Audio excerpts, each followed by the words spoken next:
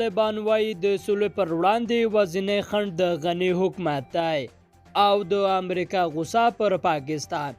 د نیوز پریس چینل لیدونکو سلام، وخت مو بخیر، ستړي مشه. پام وکړئ دوه مهمو خبرونو ته. د طالبانو مرکچی پلاوي غړو مسکو ته د خپل سفر په ترڅ کې خبري ناسته کې وویل چې د سولې راتګ پر وړاندې یوازینی خنډ د غني حکومت دی. د یادې ډلې د مرکچی پلاوي مرستیال شیر محمد عباس ته نږدې وویل چې له امریکا سره د سولې هوکړې له مخې باید نوی حکومت رامنځته شي. د طالبانو دغه غړي همدارس زیاته کړې چې افغان حکومت نه غواړي سوله راشي، خو بیا هم له مقابل لوري سره خبرو ته کینی او د سولې لپاره خپل هڅې کوي.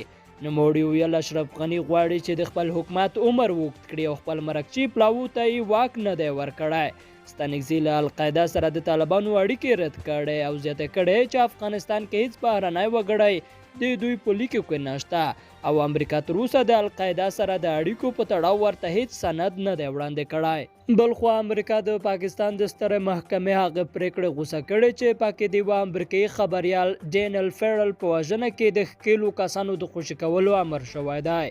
د سپینې ماڼۍ بیان د جین سایکي وویل دا پریکړه په ارځای کې د ترهګرۍ قربانیانو ته سپکاوی دی.